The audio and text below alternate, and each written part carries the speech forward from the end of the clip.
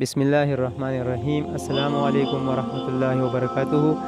امید دی د خپل الله نه چې ټول مسلمانان رونه خويندې به روغ جوړ او الله جل شانه تاسو ټول همیشه دپاره روغ جوړ او خوشحاله او آباد لره.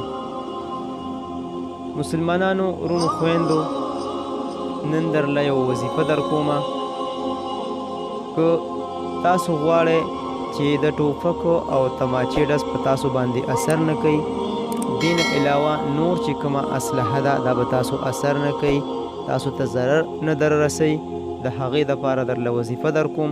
انشاءالله دا عملو کې نو الله جل شانه به تاسو د ټوپک د تماچې د دې ډزو نه محفوظ ساتي او دا به تاسو باندې اثر نه کوي. د وظیفې نه مخکې خو زه تاسو ته ریکویسټ کوم که چېرې تاسو زموږ چینل نوي سبسکرایب کړي نو د الله د رضا دپاره دا ضرور سبسکرایب کړئ.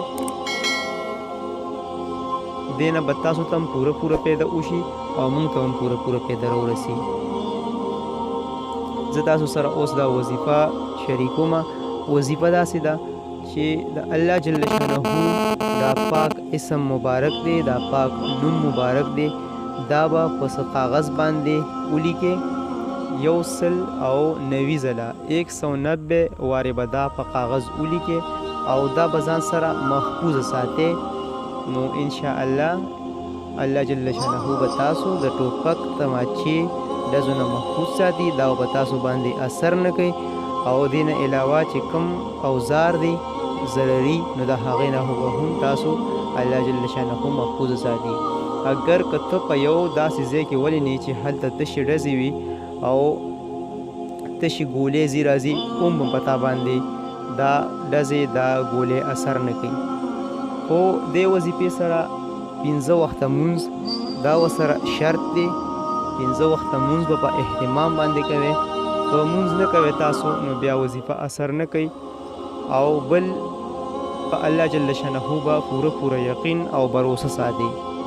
چې کله هم ستاسو په الله جل شانه باندې پوره یقیني پوره بروسه وي نو که تاسو په داسې ځای کې چې هلته تشې ډزې تشې ګولې ځي راځي هم به ته په هغې کې پوچې نه لګي، پوچې به نه زخمي کېږي او پوچې به تا ته ضرر نه در رسي. الله جل شانه به ستا حفاظت په داسې ځای کې هم وکړي. نو په الله جل شانه باندې پوره یقین او پوره بروسه ساتئ. انشاءالله دا عمل وکړئ، دا وظیفه وکړئ.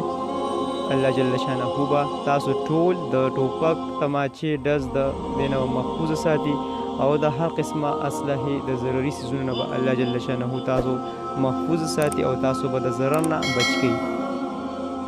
دا زموږ د نن ورځې وظیفه وه. انشاءالله بله ویډیو کې بیا ملاقات کوو. بس اوس زه تاسو نه اجازت غواړم. په خپلو دعاګانو کې مې یاد ساتئ. جزاکم الله خیرا کثیرا.